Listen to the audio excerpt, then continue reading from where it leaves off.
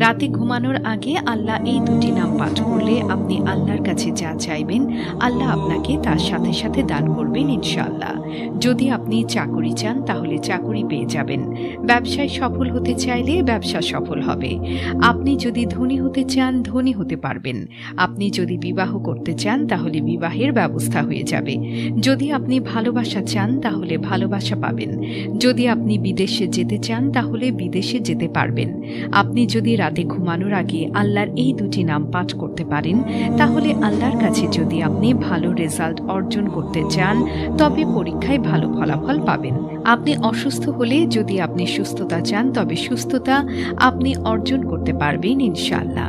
আপনি যদি গুনাহ মাফের জন্য দোয়া করেন তবে গুনাহ মাফ হয়ে যাবে।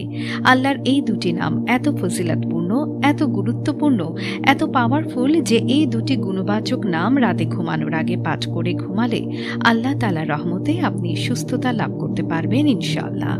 এক কথায় দুনিয়াতে আপনার চলতে ফিরতে উঠতে বসতে যাই দরকার বর্তমানে তাই আল্লাহ তাআলা আপনাকে দান করবেন ইনশাআল্লাহ। আপনার দোয়া আল্লাহ তাআলা বিদ্যুৎ গতিতে কবুল করবেন ইনশাআল্লাহ। সাথে সাথে আপনি ফলাফল পেয়ে যাবেন ইনশাআল্লাহ। আল্লাহর এই দুটি নাম পাঠের উসিলায় ইনশাআল্লাহ আপনার যাবতীয় মনের নেক আশাগুলো পূরণ হবে।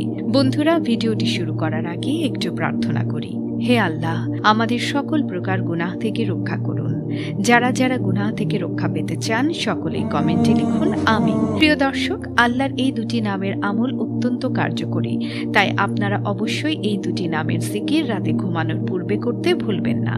এই ক্ষেত্রে একটি ঘটনার ব্যাপারে জনশ্রুতি আছে যে এক মূর্তি পূজন সনাম সনাম সনাম এটি বলে বহু বছরের মতো ডাকছিল, কারণ তার মূর্তির নাম ছিল সনাম। তো সেই ব্যক্তি অনেক বছর ধরে সে মূর্তি পূজা করত এবং সে সনামকে সনাম বলেই ডাকে, কিন্তু তার মূর্তি দেবতা কোনোদিনও তার ডাকে সাড়া দিল না, তাকে সাহায্য করল না। হঠাৎ মুখ থেকে সনামের পরিবর্তে সমাদ শব্দটি বের হয়ে গিয়েছিল। তো এই সমাদ শব্দটা যখন তার মুখ থেকে বের হয়ে গেল তখন আল্লাহ তাআলা ইশারায় সে ব্যক্তির মনোবাসনা পূর্ণ করা হলো। সে যখন বুঝতে পারল তার মনের বাসনা পূরণ হয়েছে তখন সে হতভম্ব বিস্মিত অবাক হয়ে গেল আর আফসোস করতে লাগলো, হায়, আজকে এত বছর এই মূর্তিকে সনাম সনাম বলে ডাকলাম কিন্তু আমার আশা পূরণ হয়নি। আজ হঠাৎ আমি সমাদ বলে ডাকলাম, যে নামটি আমি ইচ্ছে করেও ডাকিনি, ভুলবশত বের হয়ে গিয়েছে আমার মুখ থেকে। ভুলবশত বের হওয়ার সত্ত্বেও আমার আশা পূরণ হয়েছে। তাহলে নিশ্চয়ই এই নামের কোনো মাহাত্ম্য আছে। যখন তিনি জানলেন এটি মহান সৃষ্টিকর্তা আল্লাহ তাআলার একটি গুণবাচক নাম তখন তিনি নিশ্চিতভাবে